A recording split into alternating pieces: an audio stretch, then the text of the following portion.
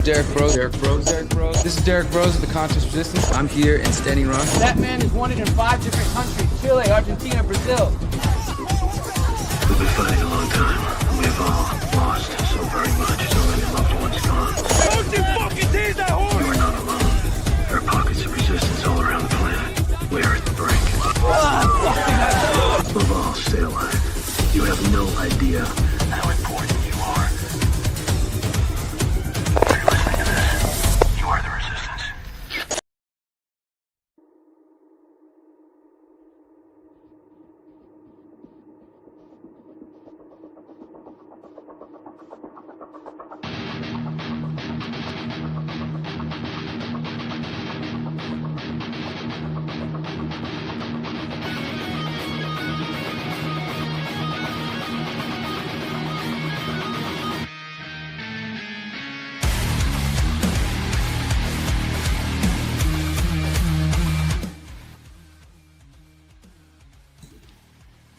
All right, everybody. Welcome to episode 181 of the Conscious Resistance Live. My name is Derrick Broze with the Conscious Resistance Network.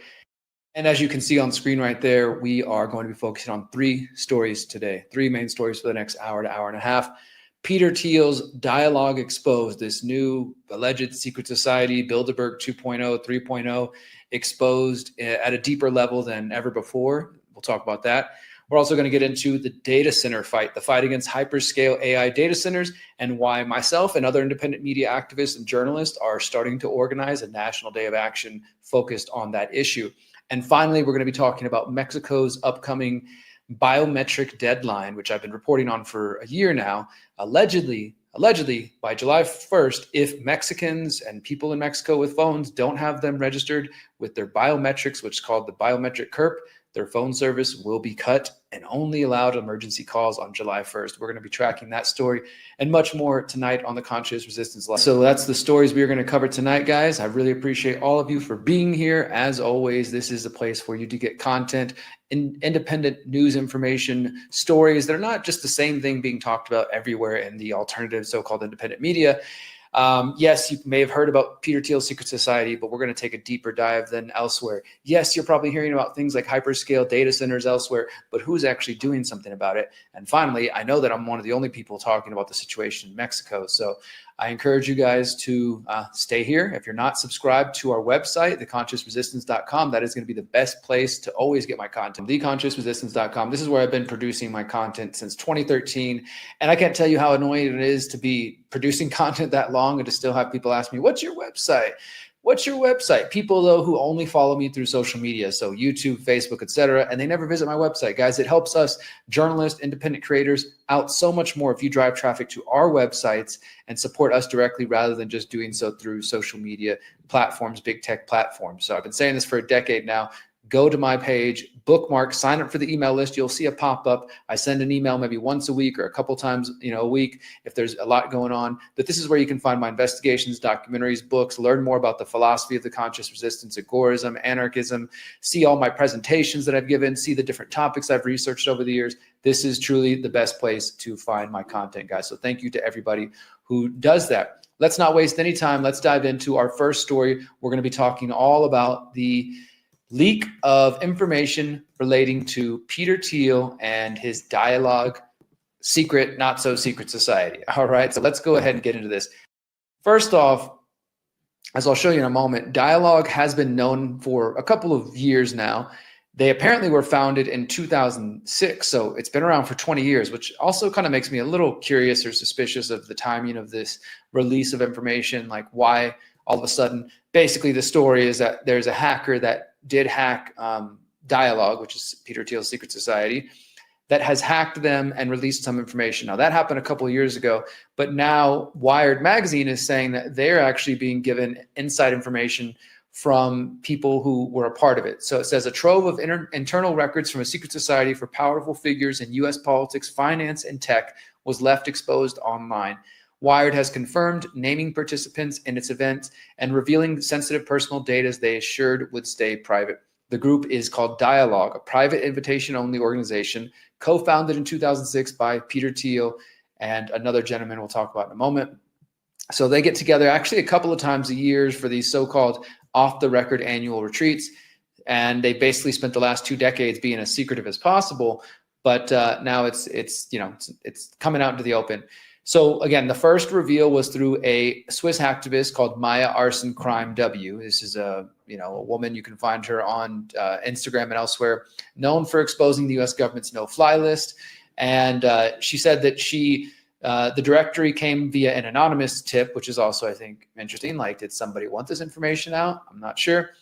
But Wired independently verified the contents. A source separately, so this is separate from the leak from that hacker, told Wired that the registration list for Dialog's 2026 retreat, which names 222 people and records what the list describes as each registrant's membership status and attendee type, including active member and guest. They apparently are supposed to be meeting in August 12th to the 16th at a venue near Dublin, Ireland. We'll see if that happens now. Some of the talks they're giving include money does buy happiness, and does is in parentheses with a question mark. Bring back nuclear, navigating World War III, battlefield technologies, how's your sex life, and other talks like build a cult, moderated by the founder of the Christian networking site Pray.com, which, by the way, you may have seen, I'm pretty sure Russell Brand and others promoting this Pray.com. They have an app as well, and I'm pretty sure Peter Thiel's invested in it. And Build a Party, run by a former White House national security official. So that's just a little bit of it. They've got, a list of people's names, people who are involved in it. We're going to go through that list in just a second here. But that's kind of the first big story, is Peter Thiel's, secret society that's been secret for 20 years is now coming out into the open. And you can see it's Forbes magazine is reporting on it. They've got the list here. What we know about billionaire Peter Thiel's secret dialogue society and who's involved. And so this is coming based on the hack, but also reporting from Wired. So among those who are named by the Swiss hacker include General Alexis Grinekewicz, NATO's Supreme Allied Commander in Europe, Treasury Secretary Scott Bessent in the Trump administration, also connected to George Soros, Army Secretary Dan Driscoll, Haley Hoffman, Acting Chief of Staff for the DEA, Ted Cruz, Cory Booker, Jim Himes, Maryland's Governor Wes Moore, Colorado Governor Jared Polis, and others from Google DeepMind, former governor of the Federal Reserve, Anti-Defamation League, president of Cato, Koch Foundation, Jared Kushner, of course, Scooter Braun, Ezra Klein of the New York Times, Washington Post reporter, Joseph Gordon-Levitt, actor, Sophia Bush, and Elon Musk is named in there, Eric Schmidt, Peter Thiel, and others. Now, of course, this doesn't necessarily mean that they are quote unquote members. There are definitely people who may have just attended once or twice. And I also want to make it clear that going to one of these meetings doesn't inherently mean somebody is evil or done something wrong. As we know with groups like the Bilderberg, they try to invite people that they think will be interesting and will be appealing to growing their movement. And that's really how they hook people in, is they're just like, oh yeah, come be a part of, rub elbows with the presidents and the prime ministers and all the other fancy people. Don't you want to? Everybody wants to. And, they push people in that direction, even though people might not really understand the deeper agendas and what it's all about. Now, I want to talk about this for a second. Actually, let me go and pull back that last article real quick from Forbes, because there's an interesting note about Dialog here. This is, like I said, it was being revealed in new information, but it's actually been somewhat known, tangentially in other areas. Excuse me while I open up this article again. God dang it. Okay, so this one, Dialog, talks about a woman named Lisa Randall.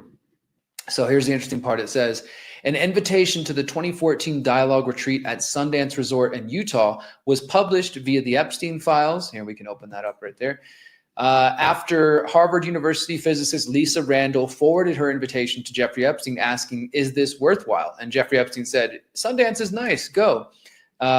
British financier Ian Osborne also forwarded his 2014 invitation to Epstein, which is why are people from Harvard and elsewhere going to Epstein and asking him hey, should I go to this meeting? Well, we're going to show you guys that in just a second. But two different people forwarded it to Epstein, said, hey, is it worth going? And Epstein said to the second one, same shit. Peter doesn't even attend. I will tell him that he should stop them using his name. So maybe Peter's not involved anymore, but he founded it. Who knows, according to that statement from Epstein. But this is what it's related to. Harvard professor Lisa Randall maintained years of contact with Epstein, flew on his jet. This is from February 2026. Harvard professor Lisa J. Randall of class of 84 maintained years of contact with convicted sex offender Jeffrey Epstein, exchanging emails and phone calls and flying on his private jet in 2014, according to new documents released. So it just goes into the whole thing here. we can find the same reference to the invitation, I think. Let me see. Invitation. No, maybe it doesn't mention it in this, but it just shows you that she's had she had a relationship with Epstein even beyond that. She flew on his plane. You can find her in the flight manifest and the flight logs right there. Lisa Randall and other people, Reid Hoffman, Jeffrey Epstein, and somebody with a redacted name. Curious, why would they still redact names? That's interesting. Maybe could be a victim, could just be bullshit, and they're still hiding things. So let's go ahead and look at that. Here's the email. Jeffrey Epstein responding to an invitation to Dialog 2014. So let's go back to the original email. The email coming from Jeffrey Epstein to Lisa Randall. This is him responding back to her. She said, Lisa Randall sent Epstein, is it worthwhile? He says, Sundance is nice, go. And then Jeffrey Epstein says, so you let me understand, you were suggesting tourism, but you can see here's the original invitation. Dear Lisa, you are invited to join us at Dialog 2014, a 2-day bipartisan retreat discussing how to change the world. There will be no speeches, just many moderated breakout discussions of 6 to 15 people on various topics, and we designed the agenda around your ideas and needs. Please let us know if you'd like to join us. Peter Thiel and Aaron Hoffman, he's the guy who founded it. Yes, we know Dialog is 16 months away, but we are giving you a chance to sign up now. And so there's more. Dialog participants aren't modest. We want to change the world, but we don't want to spend our time in being in a large audience listening to winded speeches. There are no speakers, no panels. All attendees participate in breakout facilitated discussions, and we limit the discussion to only 150 global leaders who can have an impact now and emerging leaders who can help implement the plans we develop. So again, another secret group meeting behind the scenes, trying to change the world. You could argue they're for the better. You could also argue it's totally bullshit. Now, just out of curiosity, they have a link here that I doubt is active anymore, but just out of curiosity, dialog2014.eventbrite. Is that going to be available? Okay, well, first of all, I copied it wrong. So let's go ahead and fix that. Dialog 2014. I highly doubt this page would be up, and I'm sure by now if it was, somebody would have reported on it and found it if it's in the Epstein emails.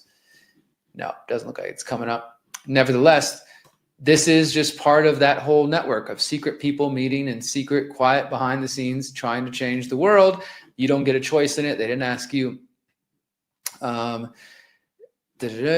Dialog participants, and they name some of the different people. Partial list of participants in the 2013, and we have somebody blanked out, which we could probably figure out. Pacific Investments, Mercado Libre, Susan, Byron, there's a bunch of different people named here who were participants. And so this is all intended to entice you. Like, look at these famous people, co-founder of Palantir, founder of TaskRabbit, Passport Capital, all these different really big names, big companies. Come join us. And Jeffrey Epstein, former CFO, Oracle. It says Jeff Epstein. This is probably a different one, but hey, it's kind of a interesting thing there. Niall Ferguson, others. Yeah, you can see the names of these people, and every single one of these people now should be questioned in public when the opportunity arrives. Ask them, what are you doing at Peter Thiel's? What do y'all talk about at Dialog, at Peter Thiel's secret meeting? You see these names, you see them in public events, confront them, ask them, question them. But there it is. It's listed in the Epstein files. Now, one of the first stories on this was from August 2025. So this is last year, by Axios. Dialog, a secretive forum, plans DC area campus. So apparently it says that they were planning a major expansion, including a real estate purchase to build a campus in the DC suburbs, according to a tipster familiar with the group's plans that told Axios. And then the interesting thing is that they keep getting compared to a tech era Bilderberg. Quietly became one of the most elite and mysterious gatherings for CEOs, intellectual officials, and elected officials and intellectual heavyweights. So it continues to go on. It says the decision to buy land, then build within commuting distance of the Capitol shows the group isn't just kissing President Trump's ring, but plans to be engaged in Washington long after his term is over. A source invited to Dialog said that, quote, amid rising demand for quieter reflection in an always-on world, Dialog bills itself as offering global elites the chance to talk candidly across digital lines, away from the phones and the pressures of social media.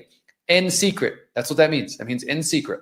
And so Larry Summers, Chamath Palihapitiya, Henry Kravis, as I said, Wes Moore, governor of Maryland, others. Some of these names have already been known and are coming out, but it's even more people coming out now.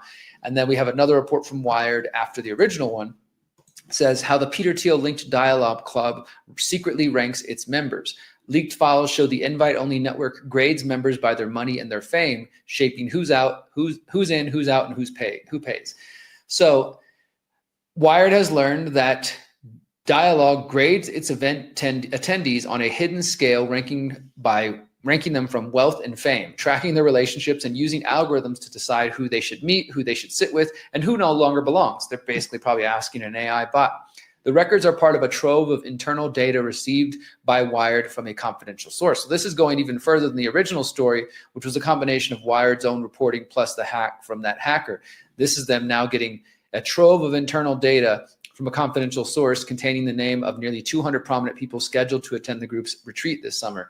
It includes home addresses, phone numbers, email accounts, dates of birth, photos and emergency contacts, food allergies, political leanings that have been volunteered by some members. These are distinct from a list of people affiliated with Dialog that was left exposed on the website and has been circulating since earlier the week. Like I said, that's separate from this hack.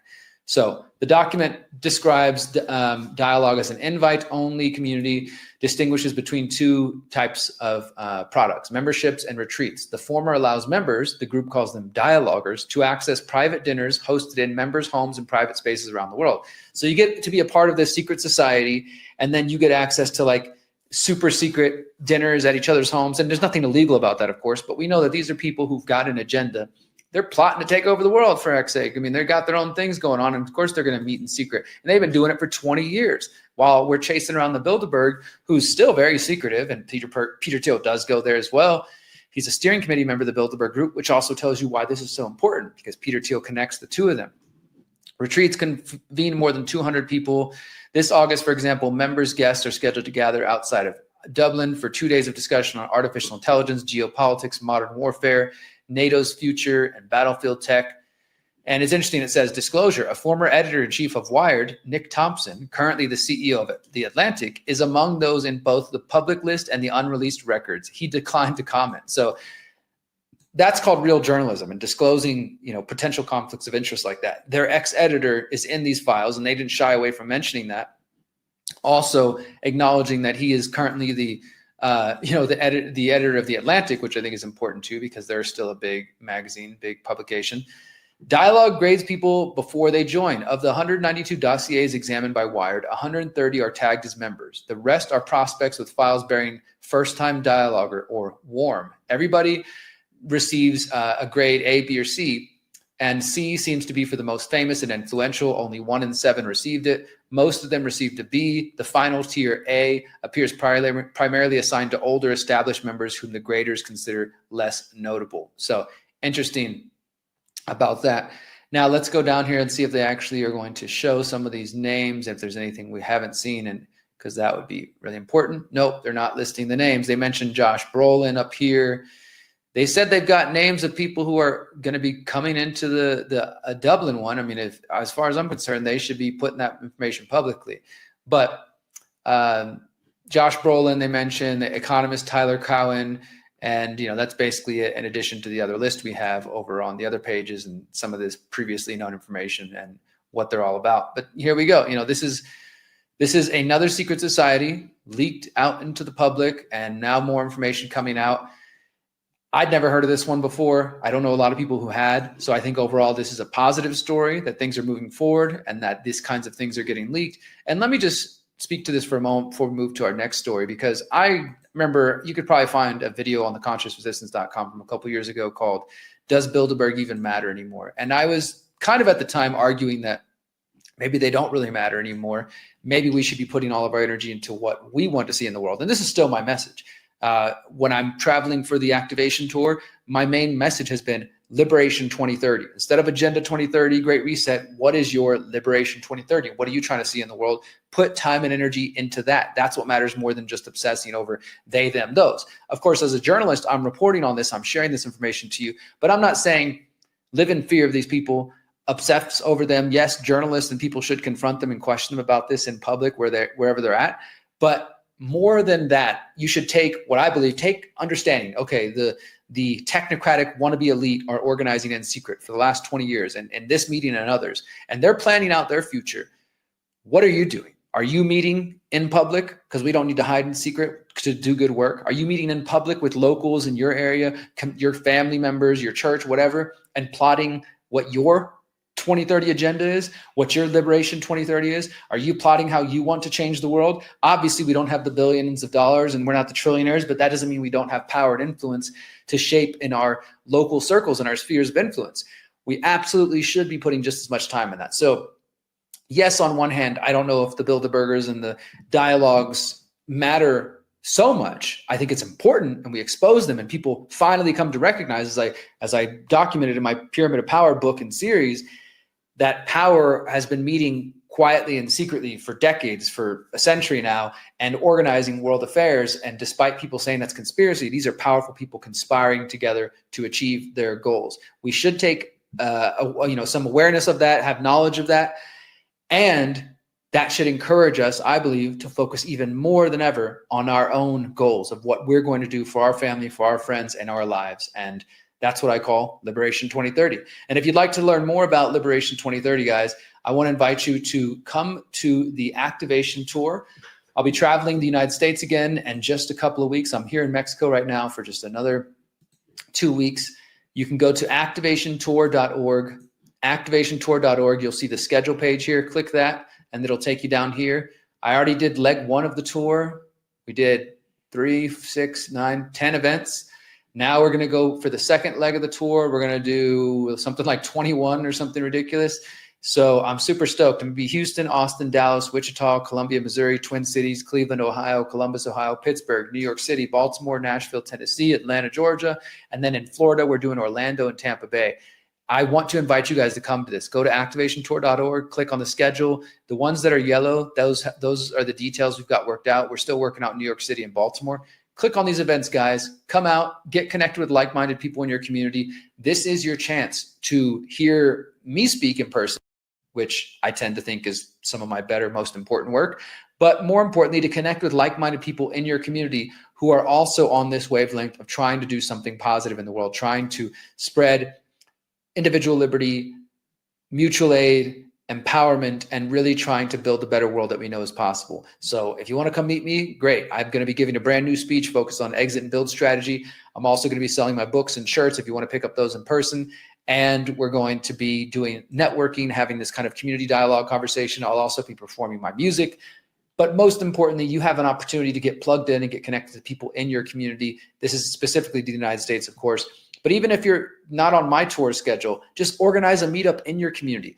Instead of worrying about the dialogues and thinking that they're going to control everything or the Bilderberg groups, let's start meeting in our communities. Let's start planning. Let's start organizing. Let's start working on what our future looks like. Because if we don't, well, I think we know where things are going to go. So check it out all at activationtour.org. All right, our next main story is going to be focused on the fight against data centers. And now this is becoming such a big topic. I've been saying and kind of hinting at in past reports that I think this is one issue that seems like it can potentially unite left and right. And I think it's something we should probably take advantage of because, I'm not black-pilled and thinking that everything's hopeless, that we can't stop the technocracy completely. Of course, I'm focused on exiting and building outside of it. I'm not necessarily thinking, I do have my hesitations whether or not we can completely stop this AI technocratic fueled surveillance machine. And yet I do think it's important that we try where we can. And when it comes to data centers, when it comes to this issue, you've got people uniting from across the political spectrum. You've got right-wing conservative farmers who are concerned about their land and eminent domain and access to clean water. And then you've got left-leaning progressive climate change activists who are also concerned about different types of pollution related to data centers. You've got surveillance activists, privacy activists who are concerned about how data centers, hyperscale data centers specifically, are going to be the infrastructure that allows governments and private corporations to store all this massive amounts of data that they're collecting and then to use AI to analyze it to do God knows what with it against us. So it really is bringing people together from across the spectrum. And this report from Wired, it's a couple of weeks old, but I wanted to touch on it to make sure you guys saw it. It came out May 26th. U.S. law enforcement warns of anti-tech extremism as AI hatred grows. Americans stew over the looming risk of job-stealing AI in data centers in their backyard, and the feds are raising the alarm about a new category of threat, according to new documents obtained by Wired. So it says that the feds are looking out now for what they're calling anti-tech violent extremists. More than 1,000 pages of unpublished reports from the Department of Homeland Security, FBI, and fusion centers, which were obtained by Wired, show that a national sift taking place to surveil this new and horrifying category of people deemed an emerging threat. So basically, as I said, they're considering people who are anti-tech to be kind of new extremists. And now this is just picking up on a thread that's been happening with the Trump administration for a while. You guys might remember that with his National Security Presidential Memo 7, he called for the DOJ to target anyone who was, quote, anti-American, anti-Christian, or had anti-capitalist beliefs. And this is part of his whole thing of going against so-called Antifa. I think a lot of people are falling for the PSYOP and not realizing how these kind of tools are going to be used against all of us in the long term. And earlier this month, Trump's counterterrorism czar, Sebastian Gorka, released a public counterterrorism strategy claiming that left-wing extremists are one of the top 3 counterterrorism threats in the US. So this combined with new documents shows that they have a focus on anti-technology extremism, which adds an unreported category to already public designations under a presidency that has heavily invested in political and material capital in AI and data center proliferation. Look, I've been talking about this, how under the Trump administration, the big technocrats are winning. I mean, since the very beginning, when he had his inauguration, you saw the big technocrats from Facebook to OpenAI and others sitting on the front row, ready and willing, knowing that this president was going to benefit them in some ways. You've got the federal government and the FCC trying to remove local restrictions on where data centers can go and on restrictions on laws protecting people from the dangers of AI. They're clearly favoring the big technocrats. And so as people start to get opposed to this and resist this, now the government is starting to see us as potential terrorists. Among these new documents, Wired found a New York Intelligence and Counterterrorism Bureau report that warns of widespread upheaval in response to AI adoption. Of particular note is a novel term for what the Bureau purports to be an emerging extremism threat. So this term has never before been used, but they say it like this: the chaotic atmosphere that may result from emergent AI technology in the next 5 years may fuel large-scale protests that devolve into civil unrest and anti-tech violent extremist activity, especially in large suburban areas such as New York City. The term anti-tech violent extremism does not appear in any publicly available DHS or FBI domestic extremism reports or guides, and this represents a whole new group of wide-ranging ideologies under a single extremist category. So that's kind of new. And this is just the New York Intelligence and Counterterrorism Bureau, right? It's not the feds themselves. But these kind of reports, these kind of assessments, they get shared all around the country through the fusion centers, which were created after 9/11, as they talk about here. 80 fusion centers now pockmark the country and serve as go-betweens for the federal agencies and state and local law enforcement. This was part of the whole 9/11 propaganda, that the reason the terrorists attacked America is because our intelligence networks were too spread out and too thin. We didn't have close enough relationships. The US government didn't have close enough relationships. So we needed to be able to have better sharing and basically break down walls that have existed for generations in the United States to keep the federal government from becoming so strong and the states and locals from just becoming one massive blob of government. And so they also point out here that this New York Police Department intelligence assessment, it follows the department's collaboration with the FBI last year to monitor the signal chat of an activist group coordinating volunteers to go to immigration hearings. And also, according to documents obtained by The Guardian, the FBI surveilled activists as part of a broader investigation into so-called anarchist, violent extremist actors. So these kinds of threats are only growing, guys. And now if you oppose AI, you might be labeled a anti-tech violent extremist. So that's part one of this look that we're taking here. Now I want to take you to another one. Again, all these reports are going to be at the show notes at theconsciousresistance.com. This is coming from Ken Klippenstein's Substack. He is an independent journalist. Congress's CIA eyes AI data center critics. Congress has its own CIA, and it's sounding the alarm about anti-AI grievances. This was pretty interesting. I'd never seen anything about Congress having their own intelligence network, which is scary enough on its own in this story, but it also relates to AI. So it says, as rage about artificial intelligence and the data center powering it grows, Congress is taking notice, not with any legislation or with law, but by spying on public opposition. A newly created intelligence agency of the Congress, is warning that legislators are in danger from an angry public.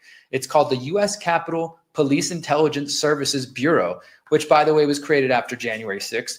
And in parallel to the 18th member executive branch intelligence community laid out the warning in an internal intelligence report produced in April. So this is a couple months old, but it's just now being leaked. So the Capitol Police Intelligence Services Bureau and the executive branch intelligence community, they put together a report, and this is from April 20th. It says, the ISB has prepared the intelligence note to provide the U.S. Capitol Police and law enforcement personnel with information related to recent threats and attacks likely linked to grievances concerning data centers.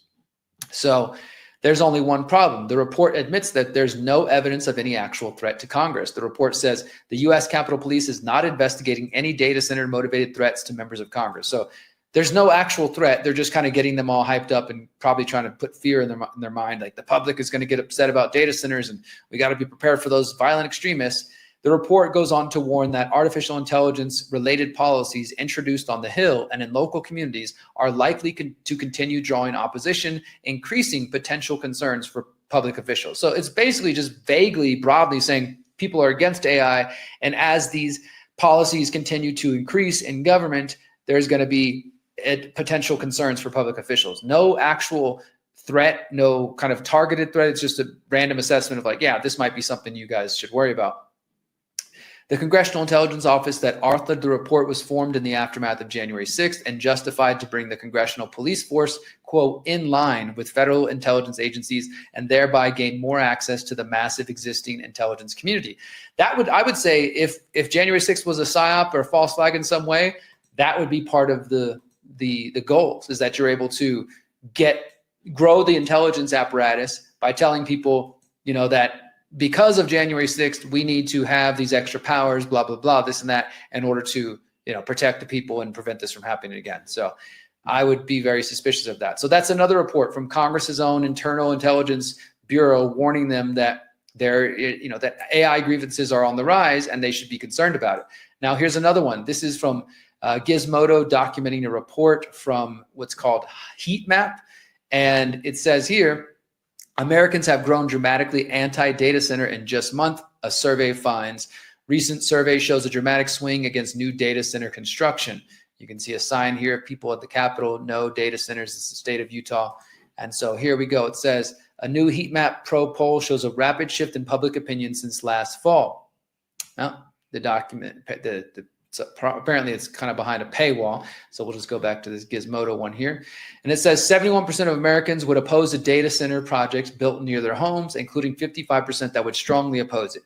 This is a stark contrast from just 9 months ago when Heat Map first conducted the survey and found that Americans were evenly split on the subject, with 43% saying they would support the project and 42% voicing opposition. Even in the survey's second iteration just 3 months ago, only 51% said they would oppose a data center. So in a year, it went from 42% voicing opposition, 51%, and now 71%. This shows a dramatic change in public sentiment in a very short period of time. In just 9 months, the public swung 49 points against data centers, the report concludes. And this is, because of the various reasons that people are concerned with AI data centers. Now, it also says this, that although Heat Map said no U.S. region saw less than 69% of data center opposition, rural voters in the countryside were more particularly upset. Other communities that were particularly opposed to data center projects, according to the survey, were Democrats and young people. Among respondents aged 18 to 34, a whopping 80% said they would oppose a new data center near where they lived. The younger generation is growing less excited about AI and more angry instead, according to another survey from April. And this could be related to high freezes and layoffs and concerns about the environment and all kinds of other things.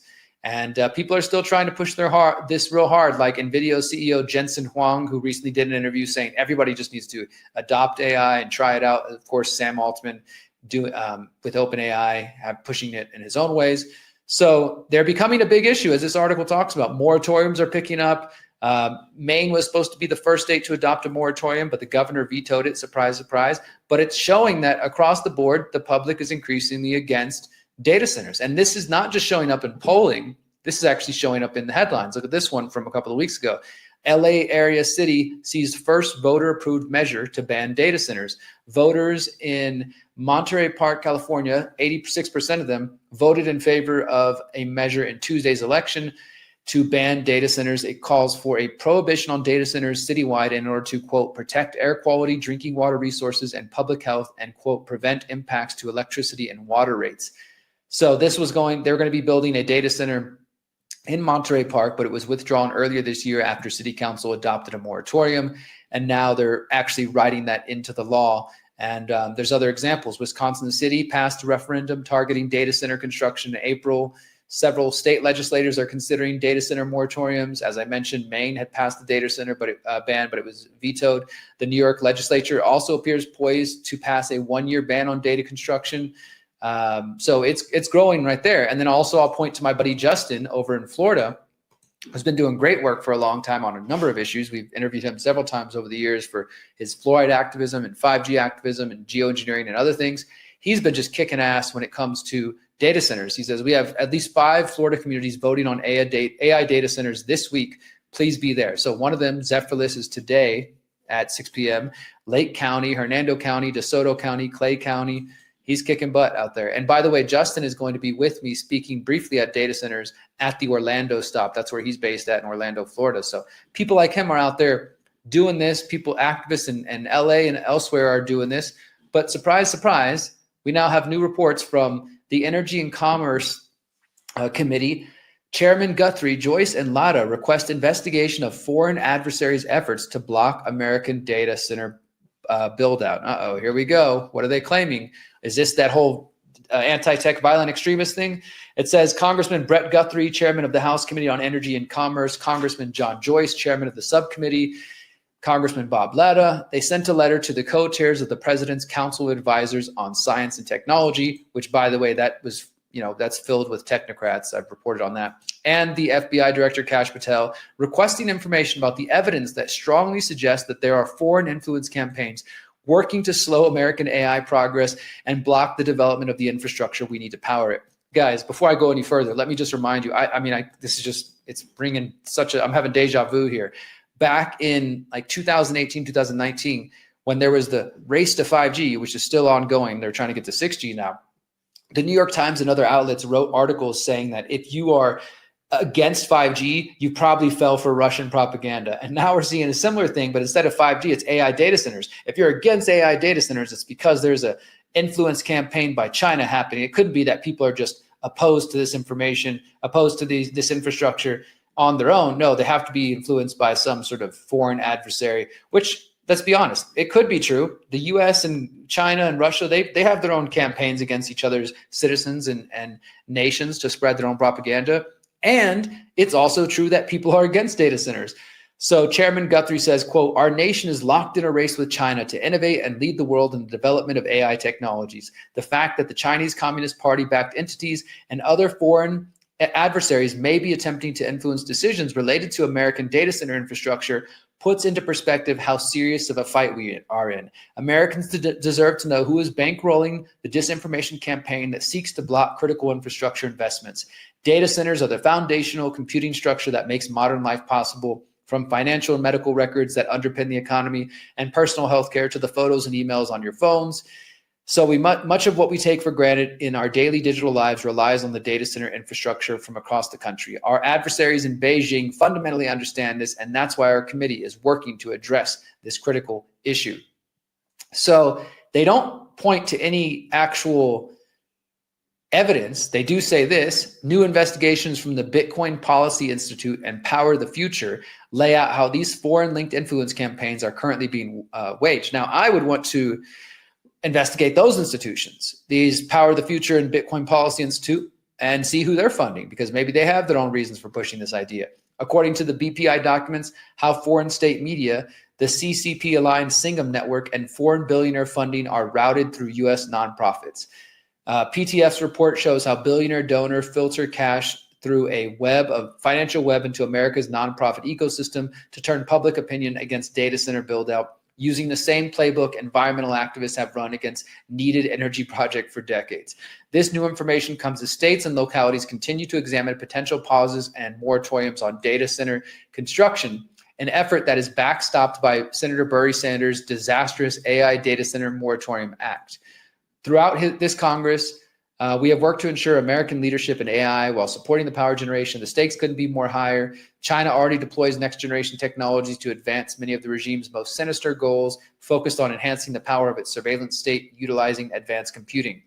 China is now attempting to undermine AI innovation, blah, blah. So that's kind of the point they're making. They're now saying that there's legitimate reasons and concerns to believe that China is trying to stop U.S. expansion of data centers, and that's what this is all about. You can see they shared this article. While Americans have legitimate concerns about the development of data centers, we cannot allow the Chinese Communist Party and its allies to shape the public debate in our communities. And they have an article here at the Daily Caller. And surprise, surprise, this was posted 5 days ago. It's got 1 like. Nobody pays attention to the Energy and House Committee Twitter account with 40,000 followers. They got 1 like. Ain't nobody buying this. That's hilarious. Then we also have this, OpenAI themselves, Sam Altman. Now, it's not like they have any bias, right? It's not like they have anything to gain by convincing people that only China wants people to be opposed to data centers, right? It couldn't just be that they're just trying to make their own money and advance their own agendas. But nevertheless, they put out a report called PRC-Linked Influence Operations Are Targeting AI Debates in the U.S. This is the People's Republic of China. And they have a report here. And it says, in our report, we described 2 clusters of ChatGPT accounts likely originating from China that we banned after they used our models in support of an apparent covert influence operations that promoted narratives in an attempt to manipulate a legitimate debate about American AI and wider tech policies. The first cluster generated social media comments and images claiming that the data center buildouts for AI were increasing electricity. We named this cluster Data Center Bandwagon. The second one generated comments and images criticizing U.S. tariffs and specified in their prompts that the content should not include China's leader Xi Jinping and the output instead only focus on Trump. So they're basically saying they found some people using AI to try to spread a pro-Chinese message. That may or may not be true. If it is true, that doesn't mean that that's kind of a big jump to claim that that sort of thing is influencing Americans when Americans themselves are just coming to grips with the concerns about AI data centers. And that's not to say that there's not false or even exaggerated information out there. As there tends to be with these big topics, people sometimes do believe things that aren't 100% factual, but there are legitimate concerns associated with data centers, as we've been outlining here. Now, OpenAI says, by publishing these findings, we aim to help our industry, government, civil society, and the public better identify and disrupt attempts by foreign threat actors to manipulate legitimate public debates, weaken democratic institutions, and advance totalitarianism with AI characteristics. The use of AI for surveillance, censorship, and control over political, social, and private life. Yes, that's what we're warning against. And it's not just the Chinese that are trying to do it. Unfortunately, it is also the Americans and the Western folks who are also pushing the same agendas. Now, they have the report. I'm not going to read through this whole report, but I will look at it later, because what I would say is sometimes these kind of things, we saw the same thing during Russiagate, and they'll say, well, there was an influence campaign and it was making images and sharing stuff on Twitter or social media. And then you look at it and it might have got very few likes. So for example, here they're showing, I guess this is one of the AI generated images here. And then you can show here, see if I can zoom in on this. They're showing that this post by, I guess, this chat bot, this AI generated bot, it says the power grid is under more strain and the risk of power outages accumulating. And then there's some links, right? Well, look, it shows one of them got 127 likes. The other one got 0 and was only seen 12 times. The other one maybe got seen 89,000 times, but it got only 127 likes. That's nothing in the bigger scheme of things. And thinking about how many people reach millions of people a day, a couple of images shared on Twitter posting things like this. You know, it says here's a screenshot of a likely inauthentic X account falsely claiming ChatGPT user data was compromised. And you can see it does look like a bunch of copycat, but literally none of them have any likes. Seven views, 9 views, 5 views, and probably 5 of them were the researchers of this report.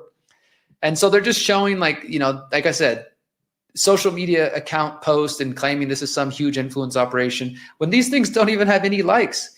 This person that they're claiming, here's an X account linked to this operation with the post about ChatGPT data theft. Look, it has 0 followers since October 2025, 0 likes, 0 retweets. These are hardly influencing anybody, I'd say. Nevertheless, let's go on. We got more reports of this. The GOP embraces speculation about China's role in data center backlash. Republicans are embracing allegations that data center operation in the U.S. is being fueled by foreign actors, raising questions of how influence operators are contributing to one of the fiercest debates in the tech policy space. So reports, including one from OpenAI, recently emerged suggesting that China and other countries are carrying out influence campaigns. So like I was just saying, though, we looked at that report. There's nothing to it, but the headline sure does grab attention. And now it's going to kind of create this divide, because as I was saying a couple of moments ago, this issue has been one that has been uniting left and right, center, apolitical people, from people who are just all out against anything AI, anything data centers, and they just hate it all, to others who might support some use of AI but are concerned about the environmental impacts, and others who, same thing, might support some use of AI but are concerned about the surveillance issue related to that. And there's this sort of coalescing of a true nonpartisan, bipartisan, transpartisan movement. And what do they want to do? They want to try to turn it into, no, if you are against data centers, if you believe this stuff, you're being funded by China. This is part of an influence campaign. And this is going to allow, like, your uncle, your mom, your dad, when you try to bring it up to them, especially the younger folks who say, Mom, I don't want you guys using AI. It's contributing to this problem. They're going to come back and say, no, I don't know about that, little Johnny. I just saw this new report that says that you've been influenced by China. You're just buying into Chinese propaganda, this and that. And this is already spreading on Twitter and elsewhere. Here's Justin again responding to this post from the Florida's Voice with Jordan Schachtel, who's just a whole shill. This guy, like, I think people started to like him during COVID, but he's a complete shill. And he's giving an interview, says, there's all kinds of weird stuff going on with the propaganda surrounding data centers, whether it's coming from Chinese-funded groups or these astroturfed organizations based out of Silicon Valley. And Justin says, I'm just a regular Florida man that's been advocating for health and freedom in this state, and I'm fighting data centers just like anything that affects our health and privacy.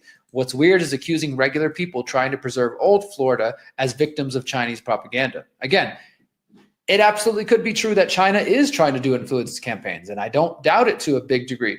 And at the same time, there is a huge reason people are opposed to this. One of those reasons is the cost. Now, Trump did, I think, do an executive order a couple of months ago claiming that they were going to pass laws or do something to try to prevent the average citizen from facing hike prices in their electric bill. But I don't think there's been any action on this, but this was reported just today as I'm recording this. House panel sets vote on data center grid bills. The legislation is part of the Energy and Commerce Committee's response to increased electricity demand and the data center construction blitz. The House committee will take steps this week to advance legislation that would make sure ratepayers don't foot the bill for data center expansion, along with measures to address the need to transmit more power across the country to meet rising demand. The Energy Subcommittee, chaired by Bob Leda, vote on a suite of bills, including the bipartisan Ratepayer Protection Act, on Wednesday as part of an electricity policy-focused markup. So this is going to be codifying what I said, Donald Trump's ratepayer protection pledges, where they said that big tech companies will cover the cost themselves. And that might be the case, but that shouldn't convince people that this is a good thing, because the tech companies got billions of dollars. They can cover a little bit of extra cost if it saves you some money on your electric bill. That doesn't mean it's still not going to damage the environment in other ways. That doesn't mean that it's still not going to contribute to surveillance and all kinds of different things like that. We have to find ways to oppose this, and whatever your agenda is, whether it's surveillance, it's health, it's eminent domain, it's environmental, it's water concerns, we should stand against it, whether it's because you're worried about rising electric bills. But even if they do this, even if they do pass the bills and the billionaires and the big tech companies promise they're going to make sure you don't pay extra in your electric bill, that doesn't mean it won't impact you in other ways. And that's important to remember. Now, this brings me to my final point in this story, that I asked this a couple of weeks ago on social media at the beginning of June. I said, if I worked with my network of activists and journalists from around the US to organize a nonpartisan day of action / protest and educational events relating to dangers posed by AI data centers, would you organize in your community? I got about 80 something comments, 161 likes. I post this on all social media, and I'm asking you guys this question right now. In fact, I want to hear you in the comments as you're watching this. If I organize this, which I am, will you organize? I don't mean, I get some of you are like, oh, Derrick, I'm not a protester. I'm not an activist. I'd never organize. That's great. Well, now's the time. This is your time to learn, because we need everybody, all hands on deck, standing up against AI and data centers and surveillance and the technocratic state. This is one of the important issues to do so for the coming 7 generations and beyond, we have to stand up. We have to protect the planet. We have to protect our liberty and our privacy at all costs. So I'm not going to announce the date yet. We're going to have a big announcement coming soon. Actually, you know what? Let me just tell it to you guys, since this is my show. You guys will be the first to know. It's going to be Saturday, August 1st. Saturday, August 1st. And we're going to be announcing with a big website soon. There's going to be a map where you can put your own local action, your own protest. I want it to be protests, marches, rallies. I want it to be teach-ins, educational events. Get to the streets, talk to people, spread awareness. That's what this is all about. Let's see how we can do this. And so this is late June. I'm recording this right now. When we announce, probably early July, that'll give people 30 days to plan.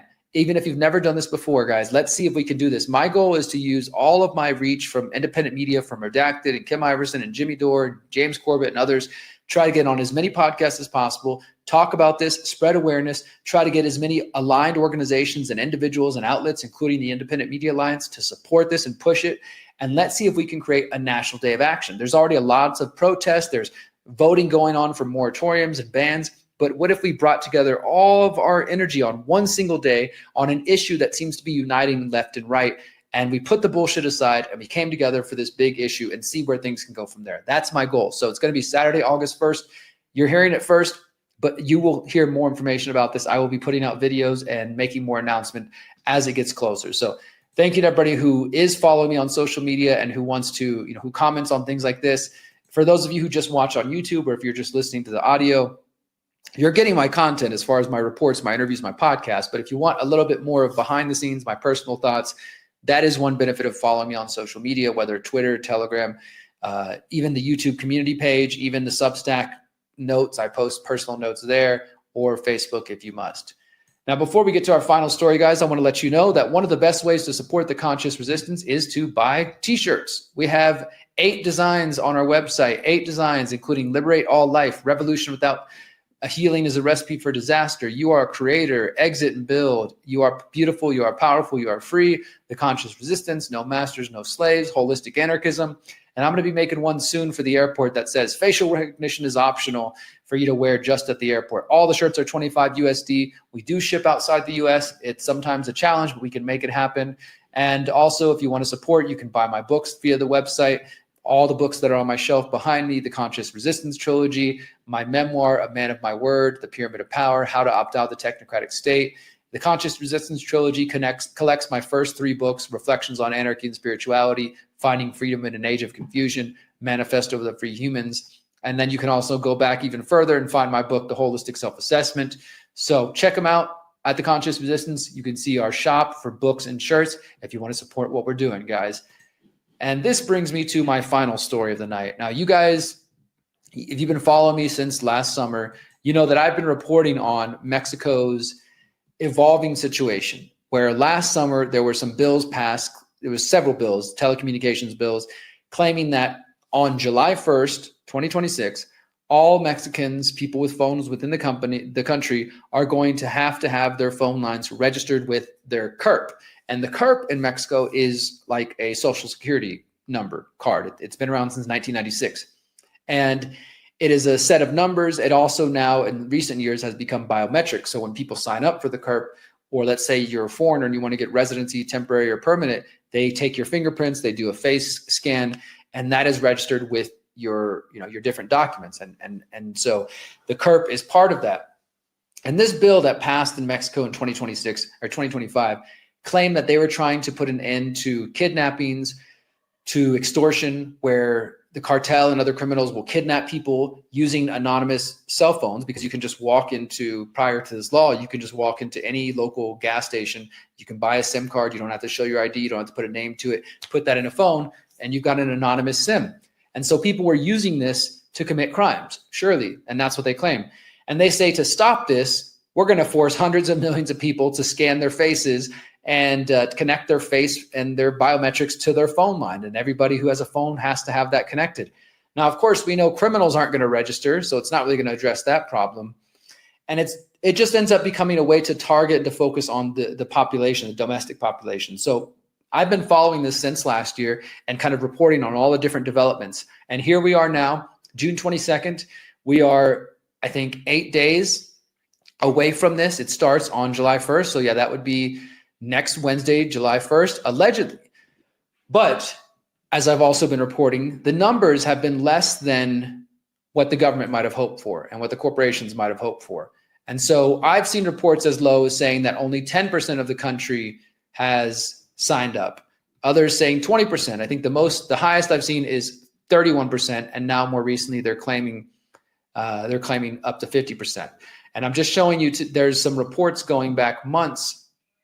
This is in February. Kurt Biometrica, more control. Then we have this one. This is coming out just today. Last May. It says Mexicans say no to registration. The countdown continues. Out of the 158 million active cell phone lines, only 49.5 have been registered with the CURP. That is just 31%. 1 month before the deadline expires, millions of Mexicans refuse to hand over their personal data. And this is a report by this journalist, Carmen, Carmen Sanchez, and she goes and interviews Mexicans in Mexico City. You can find that one there. Again, all of these are in the show notes. Now, this is just today, June 22nd, countdown to registration. Days before the deadline to link phone lines with CURP, less than 50% has complied. Distrust over the use of personal data is stalling the process despite efforts to combat crimes like extortion. You got another report there. Then we got this one here. These are all, the majority of these are all brand new that I'm opening up here and sharing with you. And I will have a brand new investigation collecting all this information, written article for The Last American Vagabond coming later this week. So you can stay tuned to that. But what I'm showing you guys right now is just kind of a little bit of preview of what I'm going to write about and how 8 days before the deadline, the news is still reporting that people are saying no. They're going and they're interviewing people in the streets, and the people are saying, I'm not going to comply with this. Millions of phone lines at risk. 8 days before the deadline to register phone lines in Mexico, more than half the users still haven't completed the process. Jose Flores, spokesperson for the Network in Defense of Digital Rights, also known as RED, tells us all about it. And so they do an interview with Jose Flores here, and they're basically just saying the same thing. People don't want to comply, and they're not going to play the game. You got another report here. This is coming 4 hours ago. No extension for cell phone registration. Officials warn of millions of numbers being cut off. So they're claiming they're not going to stop it, despite some people wondering if it is going to happen or not, if it is going to stop. But you can see this. These reports are coming all over. Obligatory registration of cell phones and CURP. And, so it's coming up. It's coming up very quickly, and people are not going to register. Look, we got some comments here. No al registro. No to registration. We are firm in not registering. We're 100 million. They should put signal blockers in the prisons and do the reviews of the telephone registry and biometric CURP. Because that's the thing, people are saying, well, the prisoners have phones as well, and they're using them in prisons to commit crimes. They clearly could stop that if they wanted to.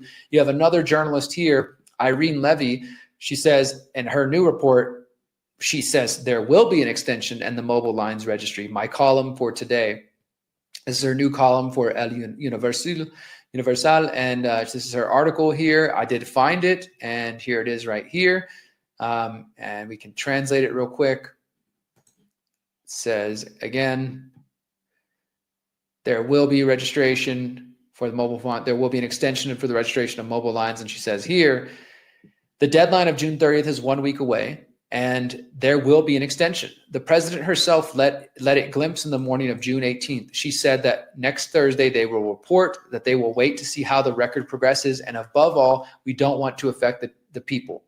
Not half of the 144 million lines have been recorded. So basically they're saying that, like, she's saying they're not going to disconnect all these lines in the middle of the World Cup. Soccer's huge in Mexico. They're not going to disconnect hundreds of, 50 plus million people from the phone lines. And she's saying this based on a video interview that Claudia Sheinbaum, the Mexican president, did last week, where she apparently made that reference and said, we don't want to affect people. We're not trying to harm them. You can see this is from her daily press conference, más de la mitad de líneas telefónicos. So they're basically, asking her about the phone lines. Over half the phone lines registered with 12 days until deadline. And she gets asked and says she doesn't want to harm people. So we'll see, guys. I mean, this is coming up. Like I said, I'm going to have a brand new report on this. I don't know. Will they really cut the phone lines? We're about to find out. But I want to make it clear that even if you're not in Mexico, or somebody's like, oh, well, Mexico's not my country, that's not where I live, that's not where I'm from, whatever. what's happening in Mexico is an example of what could happen in other places if people don't comply. I don't think it's going to go through. I think they are going to back down, and it might be at the last minute they decide, okay, we're going to do an extension. As this lady is saying, they're going to do an extension for 120 days. We'll see if that happens. This is the third time Mexico has tried this over the last 10 years, and it keeps failing because people don't want to comply. Not only that, because Mexico doesn't really have the infrastructure to do it. That doesn't mean they won't keep trying, but two things to take away. For one, if you are part of those people out there who've been hearing about this story, and I've had so many people send me articles related to the biometric curve, like, Derrick, Mexico has digital ID, or did you know Mexico has digital ID? Or like, oh, I thought Mexico was more freedom-minded, or just whatever. And people conflate this biometric program, which is not good, as being a digital ID. It's not a digital ID, even if it does go through. Like, you don't have to carry a digital ID to go around Mexico to buy anything, to get on a bus line, to do any of that kind of stuff. Now, the CURP, if you're going to be in the system, the CURP is needed for paying for certain things. But if you're like me, and I am here in Mexico as a guest, as a tourist, I don't get the residency. I don't get the temporary or permanent residency. I'm not interested in becoming a citizen. Some people do that route. But if you do that, you're going to be forced to comply with the biometrics. So I don't want to do that as long as I don't have to. And I'm just, I'm playing my own path. But it is not a digital ID. And so many people on social media who don't know shit about Mexico were just reporting, Mexico's got a digital ID, Mexico biometrics. And the whole time I've been saying, just wait and see. Mexico's not like other countries. Mexicans don't necessarily just blindly comply, although a lot of people did during COVID, just like everywhere else in the world. And so you can't just assume because a law is passed that the government says something that it's actually going to play out that way in reality. That's not really how Mexico always works. People often just kind of do their own thing and they don't care or pay attention to what the government says. Now, a lot of people will follow what the government says, of course, but not everybody. So just want to make that clear. And then the other thing is, take this as a lesson that if the people don't comply, you can stop bad policies. At least you can slow them down. Who knows if it'll last forever, but you can slow them down. So I hope you guys take note of that whenever you see these kinds of policies rolling out in your own countries, wherever you're at, including all of my friends in the United States, guys. So that's going to do it for today, everybody. Thank you so much for being here. We covered Peter Thiel's Secret Society Dialog. We talked about the AI data center fight, and while they're telling you it's all Chinese propaganda, we are talking about Mexico's biometric CURP deadline. I've got so much more to report on very soon. I am only doing the Conscious Resistance Live, this show, once a month now. So you'll see me probably late July because I'm getting ready to go on tour, as I mentioned, activationtour.org. I'm going to be here in Mexico for a couple more weeks. The tour kicks off July 10th. So there's a chance I might do an early July show, but more likely it'll be a late July show.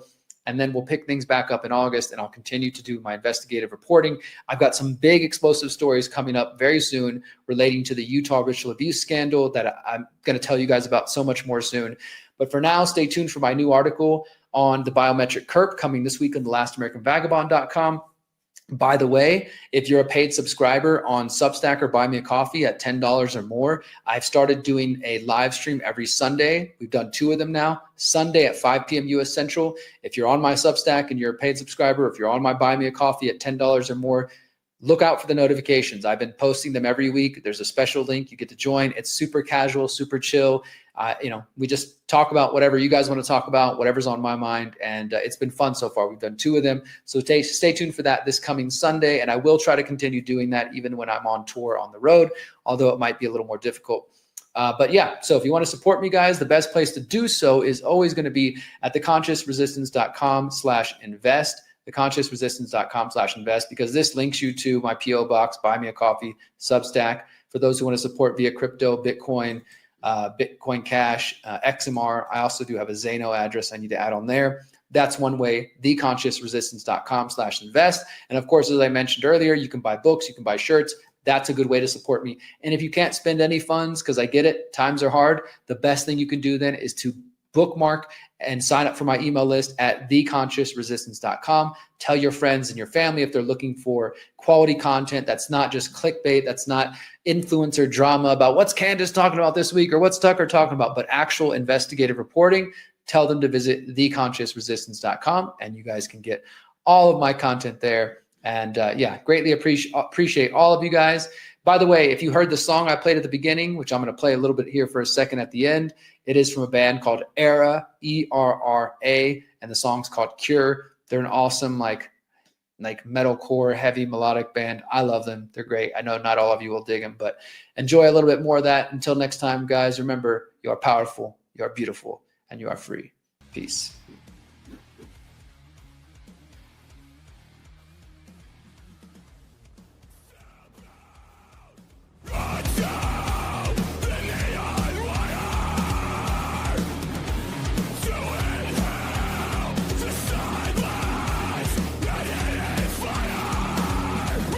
Since 2012, the Conscious Resistance Network has been an independent media organization focused on empowering individuals through education, philosophy, health, and community organizing. We work to create a world where corporate and state power do not rule over the lives of free human beings. Our motto is leading by example and helping others in their pursuit of freedom. Visit theconsciousresistance.com to find our articles, documentaries, interviews, podcasts, books, and more. Remember, you are powerful, you are beautiful, and you are free.